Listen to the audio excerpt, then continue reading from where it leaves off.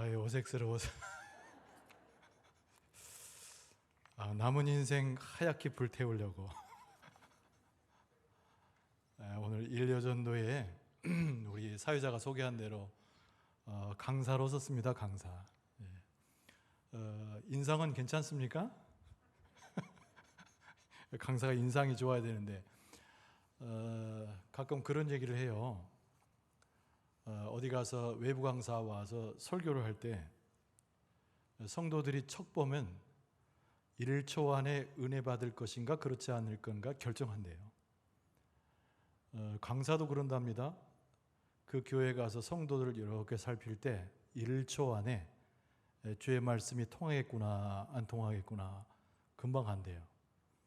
근데 저는 1초도 안 걸리게 0.1초도 안 되는 시간에 하나님이 은혜 주실 것이라는 확신이 들어왔어요. 여러분도 그렇습니까? 할렐루야.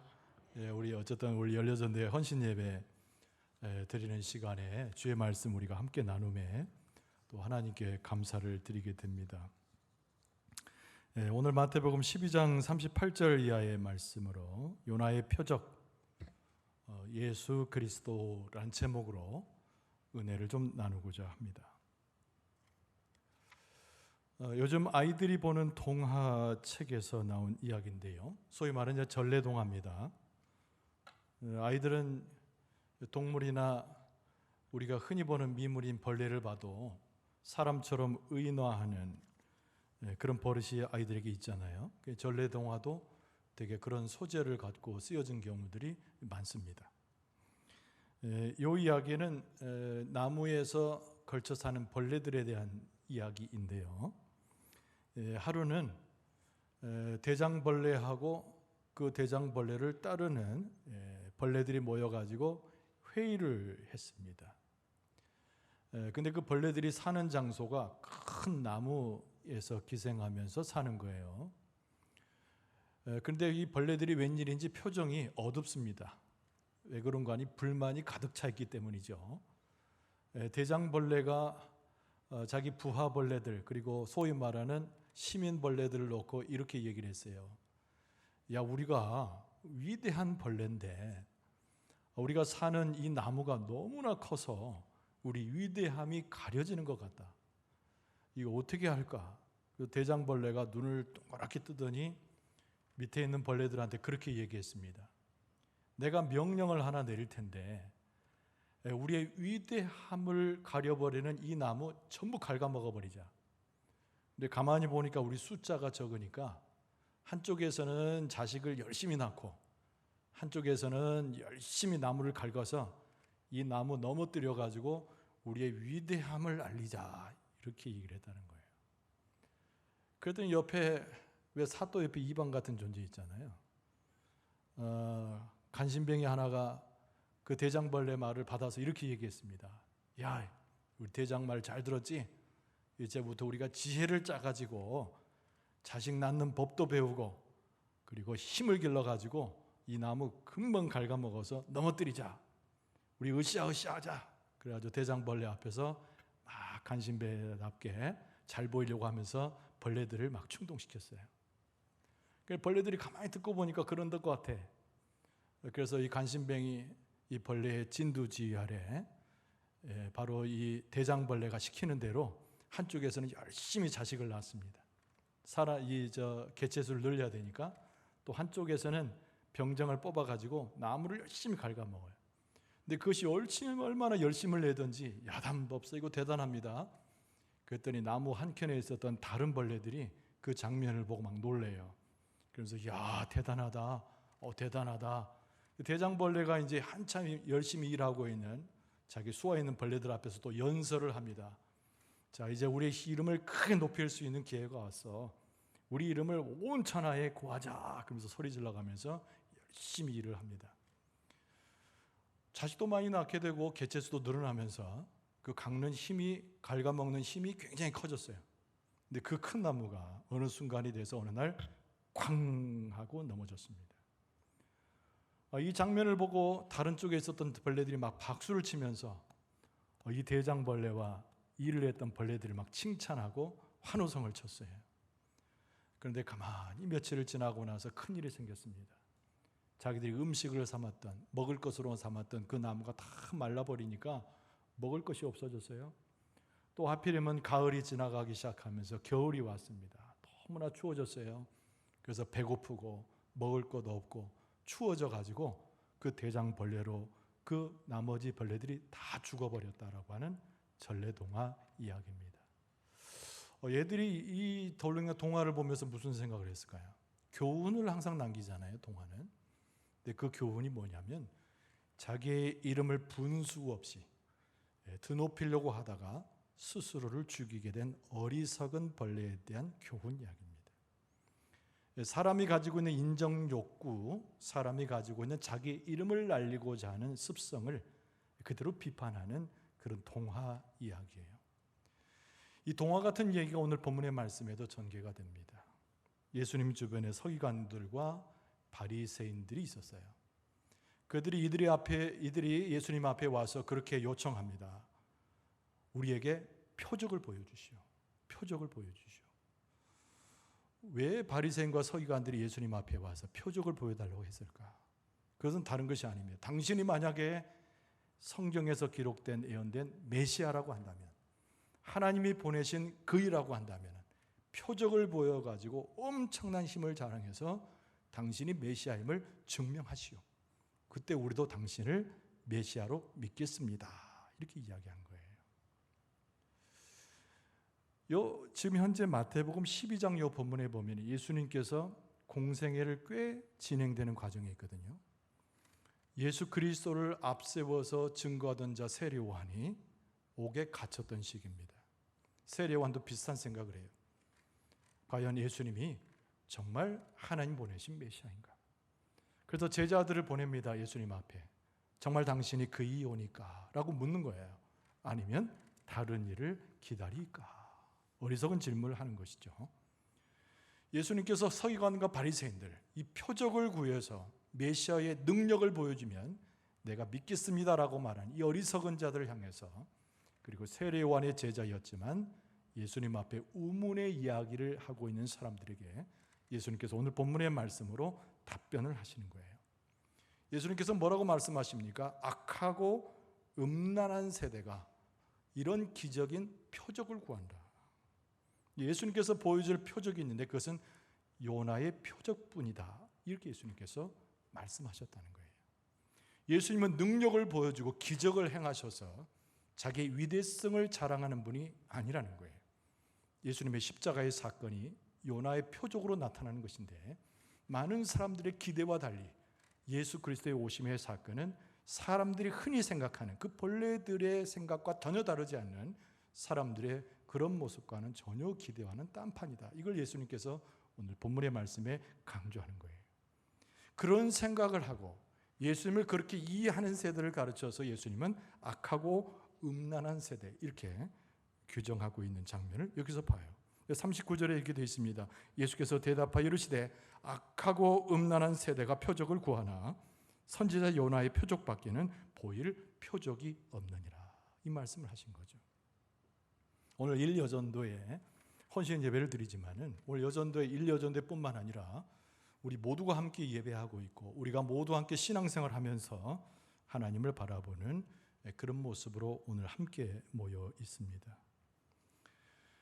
우리는 악하고 음란 세대에 속할 수 없어요. 우리 예수 그리스도의 메시아를 그리스도께서 가르쳐 주신 대로 이해하고 받아들이고 그리스도를 믿는 자의 삶으로 설 수 있어야 됩니다. 자, 오늘 이 본문의 말씀에 예수님께서 가르치시는 요나의 표적이 도대체 무엇이길래 예수님께서 당신의 메시아성을 이 속에서 증거하고 계시는가? 우리는 또 예수님을 어떻게 메시아로 이해하고 예수님을 따라가고 있는가? 과연 우리는 이 악하고 음란한 세대가 아닌 예수님을 따라가는 진정한 믿음의 세대로서 어떻게 주 앞에 설 것인가? 이걸 고민하면서 오늘 이 본문의 말씀을 대할 수 있어야 됩니다. 첫 번째는 요나의 표적 속에서 보여주는 예수님의 메시지의 핵심은 뭐냐면 회개하라고 하는 예수님의 촉구의 말씀이에요. 오늘 본문의 말씀 41절에 보면은 심판 때에 니느웨 사람들이 일어나 이 세대 사람을 정죄하리니 이는 그들이 요나의 전도를 듣고 회개하였음이거니와 요나보다 더 큰 이가 여기에 있으며, 이렇게 기록이 되어져 있어요. 악하고 음란한 세대는 바리새인만이 아니죠. 여러분, 그 당시에 있어서 하나님을 부정하고 예수 그리스도를 따르지 않았던 모든 사람들을 포괄적으로 설명하고 있는 것입니다. 예수님께서 요나의 표적이라고 말하는 것은 당연히 구약 성경의 요나서에 나오는 요나 선지자와 관련된 니느웨 성 사람들의 회개의 사건을 이야기하는 것입니다. 자, 이런저런 전차로 요나가 하나님의 명령을 거부했지만 어쨌든 니느웨로 갔어요.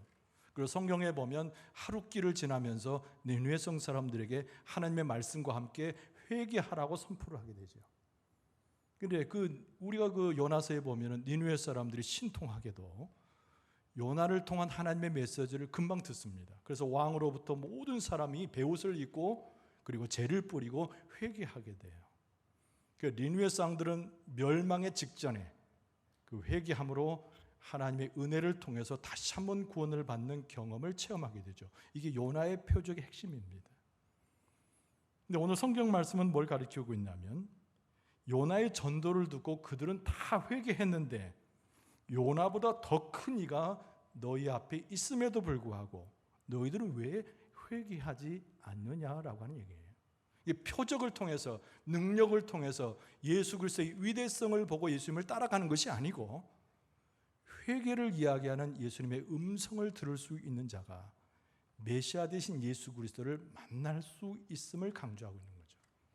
우리는 항상 하나님 앞에 나 자신을 보면서 나의 죄가와 나의 어두운 것들을 물리쳐 이겨내는 회개의 심령으로 주 앞에 서 있을 필요가 있는 거예요. 자, 그래서 회개라는 말을 우리가 떠올려 보게 되죠. 회개하라는 거. 여러분, 회개가 무엇인가요? 우리가 쉽게 이야기하면 뉘우치는 겁니다. 쉽게 이야기하는, 정답은 아닌데 회개의 본래 의미는 뉘우치는 거예요. 맹자가 그랬던가요? 공자가 그랬던가요? 일일삼성이라고 아침에 점심에 저녁에 자기 자신을 살펴서 자기의 잘못이 있는가를 점검한다는 거죠. 매우 지혜로운 겁니다. 그런데 회개하고는 딱 맞는 표현은 아니에요. 후회한다는 말과 가까운 이야기이기 때문에 후회하는 것, 뉘우치는 것, 회개의 시작이죠. 그러나 여러분, 회개의 본래 뜻은 과거의 어두운 것과 더러운 것으로 돌아가지 않는다는 것을 표현하는 것인데요. 자, 성경에서 이야기하는 이 회개가 무엇인가? 과거의 죄로 돌아가지 아니하고 자기가 서 있는 죄의 상태에서 하나님께 돌아가는 것이 회개입니다. 따라서 해봅시다. 회개는 하나님께로 돌아가는 것입니다. 죄로 다시 돌아가는 것이 아니라 하나님께로 돌아가는 거예요. 바꿔 말하면 뭘 말합니까? 하나님과 본래 우리는 관계가 있었다는 것을 전제로 하는 것이죠. 그러니까 회개할 때 우리가 무엇을 깨달아요? 하나님이 나를 지으셨구나. 여기서 시작되는 거죠. 하나님 당신의 형상대로 나를 지으셨구나. 이 세상 그 어떤 것보다도 귀한 존재로 나를 만드셨구나. 여기서부터 시작되는 거예요. 그래서 하나님과의 관계를 회복시키는 것이 회개입니다. 그래서 죄의 자리를 박차고 나가서, 그래서 후회도 있을 수 있죠. 뉘우침도 있을 수 있죠. 그 자리에서 머무는 것이 아니고 하나님께로 다시 복원되어 돌아가는 거예요. 그것이 회개라고 하는 겁니다. 여러분, 우리가 호세아서에 보면은 호세의 아내 이야기가 나오잖아요. 음탕한 아내 고멜 이야기. 호세아서는 계속 무엇을 강조합니까? 그 여인을 용서해요. 호세아는 계속 용서해요. 용서하면서 어떻게 해야 됩니까? 그 여인이 돌아올 것을 요청하는 거죠. 그게 회개예요. 예수님의 작은 아들 비유가 있습니다. 우리는 탕자의 비유라고 알려져 있잖아요. 그 아버지가 아들을 보내면서 얼마나 안타까웠겠습니까? 아들에게 말해도 듣지 않고 재산을 갖고 가는데 그거 어떻게 말릴 수 있겠습니까? 근데 아버지는 항상 동구 밖에 나가서 아들을 기다려요. 어떤 아들을 기다립니까? 돌아오는 아들을 기다리는 거죠. 근데 그 자식이 외국에 나가서 허랑방탕하게 모든 재산을 소비하고 자기의 잘못을 깨닫게 되고 뉘우치죠. 거기에 머물러 있는 것이 아니라 아버지의 집으로 돌아가는 거예요. 그래서 회개라고 하는 것은 하나님과 우리 사이의 관계를 회복시키는 겁니다. 그러니까 우리가 예수 그리스도가 메시아구나, 우리를 구원하실 메시아구나, 이걸 깨닫고 받아들이는 데 있어서는 회개가 전제되는 것인데, 바로 하나님 앞에 돌아가는 우리의 모습 속에서 예수 그리스도의 메시아성을 깨닫게 되는 거예요. 그 회개라고 하는 것은 결국 무엇을 말합니까? 우리의 마음을 바꾼다는 의미로도 사용돼요. 우리의 마음을 바꾸는 거예요. 행동이라는 것도 매우 중요하지만 제일 먼저 우리의 마음을 바꾸는 것이 회개입니다. 아까 돌아간다는 얘기했지만 두 번째로 마음을 바꾸는 거예요. 여러분, 사람의 관계가 어떻게 깨어집니까? 마음이 멀어지면 깨어지게 돼 있잖아요. 그래서 자꾸 얼굴을 보자고 하죠. 음식도 먹자고 하죠. 사귀자고 하죠. 이야기 나누죠. 왜냐하면 마음을 가까이 해야 삶 자체가 가까워지기 때문에. 우리 하나님과 우리 사이에 뭐가 들어왔어요? 죄가 들어왔어요. 그래서 우리의 마음이 어두워졌습니다. 그래서 우리는 하나님을 떠났어요. 무엇으로? 마음에서 떠난 것입니다. 그러니까 하나님 앞에 돌아올 때 다시 하나님 안에서 회복되어지는 우리의 마음이 하나님을 향하여 돌아오는 것, 그것이 바로 회개라는 거예요. 그래서 말라기서에도 보면은 이런 말씀이 있습니다. 그 선지자의 말에 의하면 그날에 선지 엘리야를 보내 아비의 마음을 자식에게로, 자식의 마음을 아비에게로 돌이키게 하리라, 이런 말씀이 있어요. 마음을 자식에게 보내고 자식의 마음을 아비에게로 돌아오게 한다는 거죠. 여러분, 우리가 예수 그리스도를 영접한다는 것은 우리의 마음을 예수님께 드리는 거예요. 우리가 예수님을 경험한다는 것은 예수님의 마음이 내 안에 들어오는 거예요. 우리가 서로 친교한다는 거잖아요. 친교. 밥 먹는 것도 물론 친교입니다. 여러분 낮에 맛있게 드셨죠? 응? 맛있게 드셨죠? 이 잡곡밥 너무 맛있고, 어떻게? 저는 개인적으로 교회밥 제일 좋아한다는 거 몇 번 제가 말씀드렸으니까, 이런 친교가 좋잖아요. 친교는 뭐이기 때문에 좋아요? 먹고 마셔서 좋은 게 아니라 마음을 나누기 때문에 좋은 거잖아요. 가족이 뭐예요? 가족이라고 하는 것이 함께 산다고 가족이 아닙니다. 마음을 나눌 수 있어야 가족인 거예요. 하나님과 우리 사이에, 예수 그리스도 우리 사이도 똑같아요. 우리의 마음을 다 드릴 수 있고 예수 그리스도의 그 선한 마음과 그 은혜의 마음을 우리가 받을 수 있어야 우리가 예수 그리스도의 메시아 예수님을 영접할 수가 있는 겁니다. 그래서 이 회개라고 하는 것은 돌아가는 것인데, 우리의 마음을 주고받으면서 우리의 마음이 온전히 하나님께 돌아가는 거예요. 세상에 두었던 마음이, 탐욕으로 찌들렸던 마음이, 양심에 화인 맞은 그 마음이 하나님께 다시 회복돼서 가는 거예요.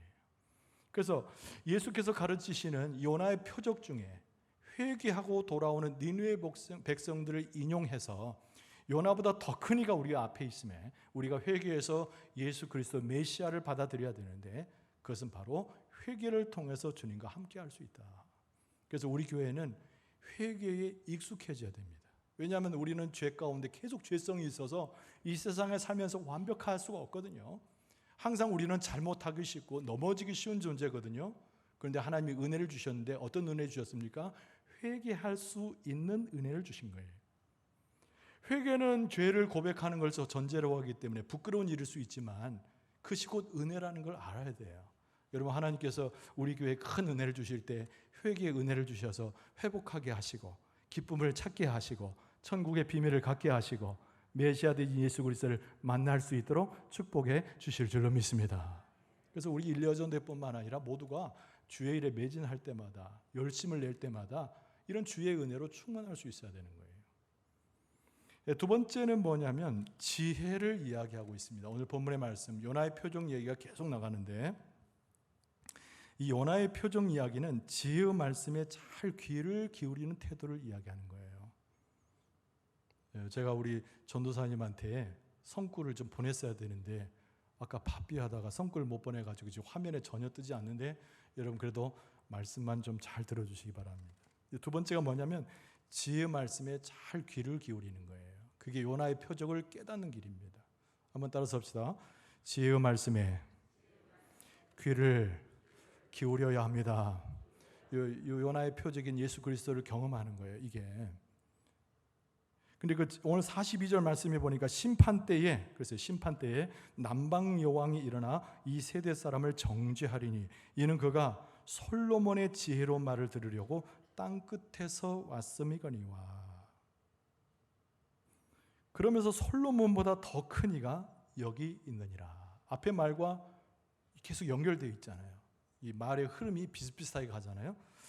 여기서 솔로몬이 등장합니다. 솔로몬. 그렇죠. 구약에 솔로몬 등장. 솔로몬 그러면 무엇이 생각나요? 당연히 지혜가 생각나죠. 지혜를 이야기하는 거예요. 남방에 있는 여왕이 솔로몬을 방문했다는 거예요. 하도 지혜가 뛰어나고 깊고 넓다라는 소문을 듣고 과연 이 솔로몬의 지혜가 어느 정도인지, 내가 무엇을 배울 수 있는지 찾아왔다는 거예요. 그런데 그 남방 여왕이 현재 살아가는 우리들을 오히려 정죄할 것이다. 그 이유가 무엇인가 하니 솔로몬보다 더 큰 이가 우리 앞에 있음에도 불구하고 우리는 그에게서 지혜를 구하고 있지 못하기 때문에 솔로몬을 찾아왔던 남방 여왕이 지금 요 2000년 전에 이 기록이 됐단 말이죠. 솔로몬의 시대는 훨씬 이전 시대나 1000년에 앞선 시대니까 그 여왕이 만약에 살아났다면 예수님의 이 말씀을 듣지 않고 더 큰 예수님을 인정하지 않는 사람을 정죄할 것이다. 이 표현인 거예요. 오늘날 우리에게도 똑같이 적용될 수 있는 이야기입니다. 우리가 이제 솔로몬의 지혜를 어디서 많이 확인합니까? 당연히 솔로몬의 저작이죠. 잠언서, 전도서, 이걸 지혜서로 묶어놓습니다. 구분을 한다면 솔로몬의 지혜가 나타나요. 잠언서에도 보면. 근데 이 잠언서에 나오는 솔로몬의 지혜가 왜 이렇게 중요한 것인가? 왜 그렇게 대단한 것인가? 이유가 있을 거예요. 그것이 뭐냐면 몇 가지 이유 때문입니다. 첫째는 뭐냐면 세상의 그 어떤 값진 보화보다 솔로몬의 지혜가 뛰어났기 때문에 그런 거예요. 솔로몬은 부귀영화를 누린 사람 아닙니까? 남방의 여왕도 마찬가지죠. 솔로몬만큼이나 부귀영화를 누렸던 남방 여왕이 보니까 자기에게 없는 솔로몬의 지혜를 보는 거예요. 그래서 이 세상 모든 금문보화를 다 합쳐도 솔로몬의 지혜보다 못하구나. 그래서 지혜는 솔로몬을 통해서 이미 보여줬던 그 하나님의 지혜는 이 세상에 있는 금문보화 모든 것보다 위대한 것이기 때문에 지혜는 너무 중요한 것인 거죠. 또 하나의 이유는 뭐냐면 지혜는 세상의 그 어떤 가치와 철학과 비교할 수가 없는 거예요. 이건 바꾸는 정도의 얘기가 아니라 사람들이 가지고 있는 철학, 사람들이 가지고 있는 사조, 지혜, 비교가 안 되는 겁니다. 하나님으로부터 오는 지혜와 비교가 되지 않아요. 그런데 지혜가 정말 중요한 것의 결정적 이유는 솔로몬의 지혜 속에서 알 수 있는 것은 하나님의 말씀 중에 나타난 생명이 그 안에 있기 때문이라는 거예요. 단순히 삶을 살아가는 지혜가 아니고 이렇게 하면 돈을 잘 버는 지혜, 저렇게 하면 소세를 잘하는 지혜, 이런 얘기가 아니고 하늘의 생명을 담고 있는 지혜이기 때문에 솔로몬의 지혜가 너무 위대하다는 거예요. 근데 오늘 말씀은 뭐라고 얘기했습니까? 솔로몬보다 더 큰 이가 여기에 있느니라, 이렇게 이야기한 거예요. 아까 말한 지혜 칭찬을 많이 했잖아요. 엄청 솔로몬의 지혜 엄청나다는 얘기를 했잖아요. 그런데 그것보다 더 큰 이가 우리 앞에 있다. 누굽니까? 예수 그리스도가 지혜를 갖고 우리에게 오셨다는 거죠. 그래서 위대한 기적을 일으키고 대단한 일을 하고 표적을 나타내고 그래서 예수님을 인정하는 것이 아니고, 그래서 예수님을 믿는 것이 아니고, 그 예수님의 위대성은 어디서 보게 됩니까? 예수님이 갖고 오셨던 그 천상의 하늘의 지혜를 보고서 예수 그리스도를 메시아로 받아들일 수 있게 된다는 거예요. 할렐루야. 그럼 예수님의 지혜가 뭔가 간단히 좀 생각해 보자요. 예수님의 지혜가 뭔가? 솔로몬보다 더 큰 이 예수 그리스도의 지혜는 무엇인가? 여러분, 우리가 생각해 볼 때 예수님 안에 담겨져 있는 지혜는 하나님의 지혜인 거예요. 어떤 세상 속에서 예수님이 이렇게 공부하셔가지고 얻은 지혜도 아니고, 누가 예수님께 조언을 계속 해줘가지고 도 닦은 사람 이야기를 듣고 종합해 놓은 것이 아니고 하늘로부터 오는 하나님의 지혜가 예수 그리스도 안에 있기 때문에 그런 거예요. 한번 생각해 보세요. 그 하나님의 지혜의 대표적인 것이 무엇인가? 하나님께서 세상을 이처럼 보시니까 전부 죽게 되었어요. 하나님 당신의 형상을 따라 가장 아름다운 존재, 귀한 존재로 만드셨는데 다 죽게 되었어요. 뭐 때문에? 죄 때문에. 아무도 이 세상 그 어떤 존재도 인간을 스스로 죄로부터 놓이게 하는 지혜는 없었단 말이죠. 다 모든 사람이 범죄했고 모든 사람이 죽게 된 거예요. 사람의 지혜로는, 세상에 있는 지혜로는 이 죄의 문제를 아무도 해결할 수 없는 거예요. 심지어는 솔로몬조차도. 근데 예수 그리스도께서는 하나님의 지혜를 가져오셨는데 그 하나님의 지혜가 무엇이었겠어요? 외아들 독생자 예수 그리스도를 우리 가운데 보내셔서 십자가에서 우리 죄를 다 지시고 예수님을 그 자리에 죽게 하심으로 우리의 죄를 다 사하시고자 하는 그 하나님의 계획과 섭리가 하나님의 지혜인 줄로 믿습니다. 하나님만이 가질 수 있는 지혜잖아요. 그런데 예수님은 그 하나님의 지혜를 가지고 이 땅에 오신 분이라는 거예요. 그래서 우리가 배워도 물론 세상 지식도 배워야 됩니다. 때로는 기술도 체득해야 됩니다. 다른 사람의 조언의 이야기도 물리치지 말고 잘 들으면 유익이 돼요. 그러나 여러분, 시간이 나면 날수록 우리의 환경이 조성되면 될수록 하나님의 말씀 속에서 예수 그리스도의 지혜를 배우고자 하는 사람이야말로 가장 정말 지혜로운 사람인 거죠. 여러분, 고린도전서 1장 24절에 보면은 오직 부르심을 받은 자들에게는 유대인이나 헬라인이나 그리스도는 하나님의 능력이요 하나님의 지혜니라. 이렇게 직접적으로 사도 바울이 고린도 교회에 편지하면서 이야기를 했어요. 부르심을 받은 자들은 유대인이든 헬라인이든 가릴 것 없이 그리스도는 하나님의 지혜니라 이렇게 가르치고 있는 거예요. 예수 그리스도 자체가, 메시아인 예수 그리스도 자체가 우리를 죄 가운데서 다 살리게 하시는 그 놀라운 지혜를 품었던 하나님의 지혜를 그리스도 안에서 표현해 주었다는 거죠. 우리가 결국은 믿음 생활하는 것은 뭐다? 우리가 열심을 내서 말씀에 순종하려는 것은 뭐다? 예수 그리스도 안에서 하나님의 지혜를 얻고자 그렇게 하는 거예요. 오늘 예배하면서 여러분 누구의 말을 듣는 것이 아니고 무슨 생각을 해서 기특한 생각을 해가지고 나가는 것이 아니라 하나님의 지혜가 우리를 구원하시고 우리 가운데 생명을 주시는 하나님의 지혜가 오늘 말씀을 통해서 여러분의 심령에 공급되게 될 줄로 믿습니다. 그런 거죠. 예수 그리스도는 하나님의 지혜를 갖고 계신 거예요. 근데 중요한 것은 뭐죠? 예수님이 메시아인가? 여러분, 메시아와 그리스도란 말은 같은 말인 거 아시죠? 그리스도는 헬라어고 메시아는 히브리어예요. 기름 부음 받은 자, 하나님의 통치하는 왕으로 오신 분이 예수 그리스도인데, 중요한 것은 예수님이 메시아신가, 예수님이 그리스도신가, 이걸 정리하는 작업이 중요한 게 아니에요. 중요한 것은 예수 그리스도를 내 안에 모셔드리는 것이 너무나 중요한 작업인 거예요. 저 사람이 믿으면 좋은 사람이네 평가할 필요 없어요. 예수 그리스도가 저기 계시는가 여기 계시는가 구분할 이유 없어요. 중요한 것은 하나님의 지혜를 갖고 내 생명을 내게 주시는 예수 그리스도가 내 안에 들어오셨는가 그렇지 않는가가 훨씬 중요한 거예요. 주님께서 여러분의 마음을 열고 들어오시고자 할 때 영접할 수 있는 은혜가 넘쳐나게 될 줄로 믿습니다. 예수님 모셔드려야 되는 거죠. 그러면 하나님의 지혜를 소유하는 사람은 어떤 사람이에요? 예수 그리스도를 영접한 사람이죠. 바꿔 말하면 예수님이 내 안에 들어온 사람은 하나님의 지혜로서 삶을 살아가는 사람이에요. 예수님께서 이 땅에 오신 목적이 무엇인가? 여러 가지 이유를 설명할 수 있지만 예수님은 사람처럼 사셔서 사람으로 사셔서 우리에게 모범을 보이셨잖아요. 예수님은 공생의 기간 동안 무엇을 품고 사셨습니까? 하나님의 지혜와 하나님의 계획과 하나님의 섭리하심과 인도하심을 내내 품고 사셨던 분이 예수님이에요. 결국 우리도 예수님처럼 닮아가야 될 거 아니에요. 그래야 메시아 예수 그리스도를 인정하는 사람이고 예수 믿는 사람이죠. 우리가 예수님처럼 닮아 나간다는 것은 예수님께서 하나님의 지혜와 가르치심과 말씀에 의지해서 살았듯이 우리도 하나님의 지혜를 품고 살아야 되는데, 예수 그리스도가 내 안에 들어오시게 되면 우리는 자연스럽게 하나님의 지혜를 품는 자가 될 줄로 믿습니다. 하나님의 지혜가 들어오면 어떻게 됩니까? 오늘 아침 설교에도 이야기했지만 눈이 밝아지기 시작하는 거예요. 귀가 열려지기 시작하는 거예요. 우리의 마음이 바뀌어지기 시작하는 거예요.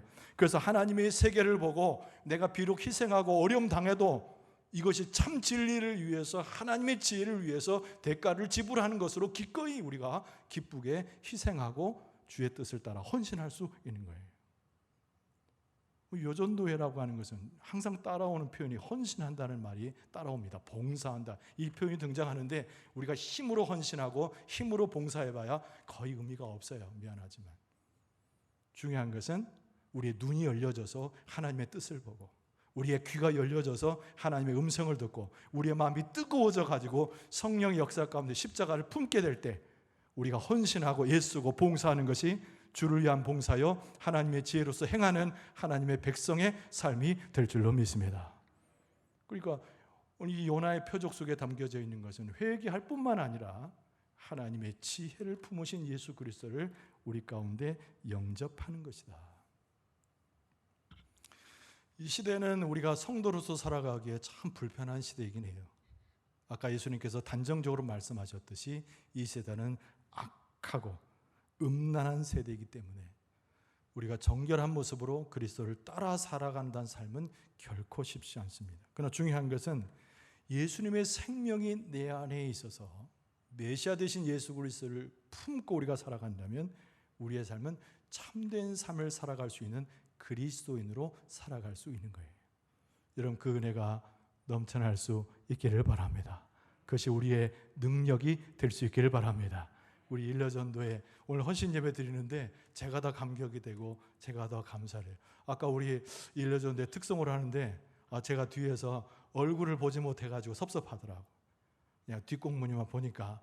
근데 나는 사람의 뒷머리를 보고 은혜 받긴 처음이에요. 이렇게 아름다운 찬양으로 하나님을 높여드린다는 것이 우리에게 주신 하나님의 은혜가 아니고 무엇이겠는가? 우리가 이렇게 연합하여 주를 높인다는 것이 하나님께서 우리의 만져주심의 증표가 아니고 무엇이겠는가라는 생각을 해봐요. 우리 여전도에 하나님께서 일여전도에 축복을 주실 뿐만 아니라 우리 모든 성도에게 은혜와 복을 내려주실 줄로 믿습니다. 요나의 표적이 되신 예수 그리스도, 그때 바리새인과 서기관들 심지어는 세례요한까지 오해했으나 우리는 오해할 이유가 없겠어요. 말씀을 통해서 그리스도를 알고 말씀을 통해서 그리스도를 잘 영접해서 주께서 걸어가셨던 길도 우리가 걸어가고 주께서 애쓰셨던 것도 후사로서 우리가 애씀으로써 교회를 섬기고 주를 섬기는 모습 속에 하나님의 영광을 취할 수 있는 여러분과 저의 모습 될 수 있기를 주의 이름으로 축원합니다.